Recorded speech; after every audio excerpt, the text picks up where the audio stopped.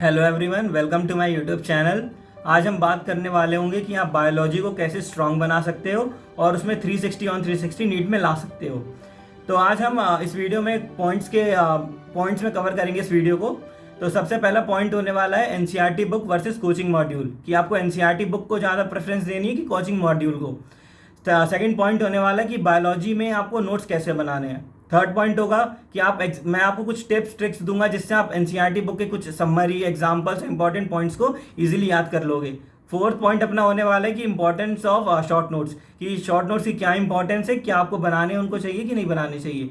So let's start the video. सबसे पहले बात करते हैं कि आपको coaching module versus NCERT book, कि एनसीईआरटी बुक को आपको ज़्यादा फोकस करना है कि कोचिंग मॉड्यूल को। तो सबसे पहले तो आपको समझना होगा कि एनसीईआरटी बुक ही एनसीईआरटी से ही क्वेश्चन पेपर आने वाला है। कोई भी एक ऐसा कोई क्वेश्चन नहीं होगा जो एनसीईआरटी के बाहर जाए।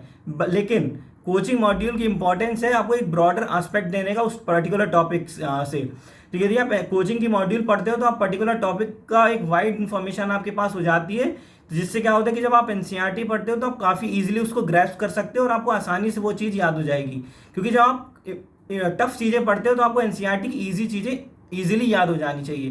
तो इसका कंक्लूजन ये है कि आपको कोचिंग मॉड्यूल भी एक दो बार पढ़नी है यदि आपके पास अभी टाइम है, और एनसीईआरटी बुक तो आपको पढ़नी है। उसके हर लाइन इंपॉर्टेंट एग्जांपल समरी एक एक लाइन आपको टिप्स में होनी चाहिए। सेकंड पॉइंट होने वाला है अपना अब कि आपको नोट्स कैसे बनाने हैं। तो सबसे पहले तो बायोलॉजी के नोट्स आप अपने लेक्चर के टाइम ही बना लो, क्योंकि जब आप है ना नोट्स बनाते हो तो आपको वो टाइम बच जाता है और आप काफ़ी उस टाइम को दूसरी जगह यूज़ कर सकते हो। तो जो नोट्स हैं वो क्लास के टाइम पे ही बनाओ। नोट्स को अपने कलरफुल बनाना है, हाइलाइटर यूज़ करो और उसको जितना अट्रैक्टिव बना सको उतना अट्रैक्टिव बनाओ, क्योंकि जितना अट्रैक्टिव आपके नोट्स होंगे तो आपको उतना फोकस लगेगा, उसको पढ़ सकते हो। तो इसलिए नोट्स काफ़ी अच्छे बनाने हैं।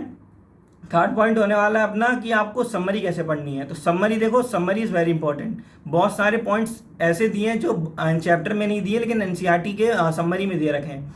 जैसे रेस्पिरेशन वाले चैप्टर में कि स्ट्रोक वॉल्यूम को अपन टाइडल वॉल्यूम बीट वॉल्यूम भी कहते हैं, तो ऐसा आपको समरी में दिया है, ना कि आपके मेन चैप्टर में। इसलिए समरी भी आपको इंपॉर्टेंटली पढ़नी है। सेकेंड है कि रिप्रोडक्शन वाले चैप्टर के समरी में दिए है, देखा एक सेकंड दिखाता हूँ आपको, कि ये पार्चुरेशन के 3 हार्मोन दिए हैं इसमें समरी में, लेकिन ये बीच चैप्टर में आपको नहीं दिए। इसमें देखो कॉर्टिसोल और ईस्ट्रोजन और ऑक्सीटोसिन तीनों दिए हैं, लेकिन मेन चैप्टर के बीच में ये नहीं दिया है। तो आपको समरी को भी इक्वली इंपॉर्टेंस देनी है जब आप अपना एनसीईआरटी पढ़ते हो, क्योंकि एनसीईआरटी में बहुत सारे पॉइंट्स दिए हैं जिनको आप जब आप पढ़ोगे तो आपको पता चलेगा कि ये मेन चैप्टर में तो थे ही नहीं लेकिन समरी में दिए हैं। और एनसीईआरटी अब जो एनटीए है ना वो इसी चीज़ को पिक कर रहा है, समरी कुछ से क्वेश्चन उठा रहा है ना, साइंटिस्ट से क्वेश्चन उठा रहा है, इंट्रोडक्शन चैप्टर के से उठा रहा है। तो आपको हर चीज़ के पे इक्वली फोकस करना है, ठीक है। अब फोर्थ बात करते हैं अपन डायग्राम्स को। आपको डायग्राम्स कैसे पढ़ना है। तो सबसे पहले तो मेरी अप्रोच सुन लो कि डायग्राम्स को आप डायग्राम्स के साइड में ही उन पॉइंट्स को जो भी डायग्राम दिया है उसके इंपॉर्टेंट पॉइंट्स ना आप उसके साइड में ही लिख लिया करो। जैसे ये रिप्रोडक्शन वाला चैप्टर ही है, इसको मैं दिखाता हूँ। इसमें जो भी इसमें ये देखो यूट्रस के ये इस्थमस वगैरह के पॉइंट्स दिए थे, तो मैंने यहाँ पे देखो लिख लिया था कि नैरो ल्यूमन है इसका और जॉइंट्स टू द यूट्रस। एम्ब्यूला के बारे में मैंने लिख लिया था साइट ऑफ फर्टिलाइजेशन है और वाइडर पार्ट है इसका।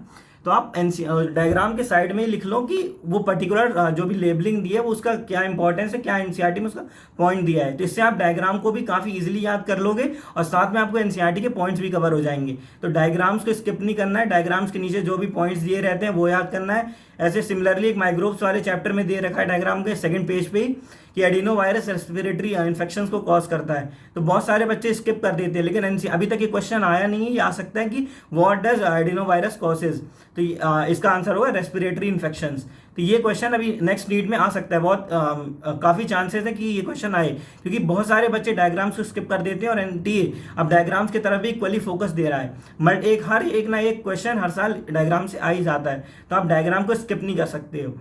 थर्ड है कि आप इंपॉर्टेंट लाइंस को कैसे याद करोगे। तो सबसे पहले इजी है कि आप एनसीईआरटी को मल्टीपल बार पढ़ो। अब मल्टीपल बार आप कैसे पढ़ोगे, शॉर्ट नोट्स को बना के। तो शॉर्ट नोट्स आपको बनाने हैं, क्योंकि शॉर्ट नोट से क्या होता है ना कि आप यदि शॉर्ट नोट्स बनाते हो तो आप बड़ा चैप्टर एक छोटे टाइम इंटरवल में कवर कर सकते हो। तो इसलिए आप ट्राई करो कि आप शॉर्ट नोट्स बनाओ। तो शॉर्ट नोट्स बनाने की एक ही तरीका है कि आप एक पेज लो, सारे पॉइंट जो भी एनसीईआरटी में दिया उसमें आप एक एक बॉक्स में लिखते जाओ।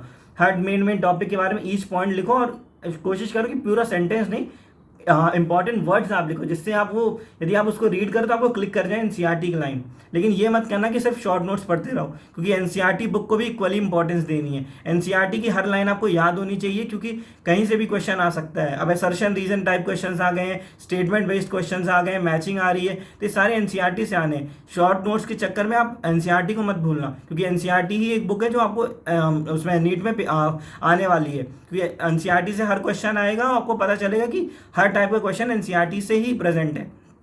एक बार इस साल एक नीट में क्वेश्चन आया था कि वो है ना 370 मीटर तक पानी है ना वो ट्रांसलोकेशन से जा सकता है, लेकिन सब बच्चों को याद ही नहीं था कि कितने मीटर जा सकता है। इसलिए जब तक आप एनसीईआरटी नहीं पढ़ोगे, इक्वली आपको एनसीईआरटी को भी फोकस करना है in comparison to short notes. तो एनसीईआरटी को अच्छे से पढ़ना है और उसको अच्छे से रिवाइज करते रहना है time to time.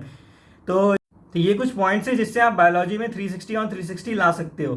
So if you like the video, please subscribe to my channel and comment your queries in the comment section. Thank you.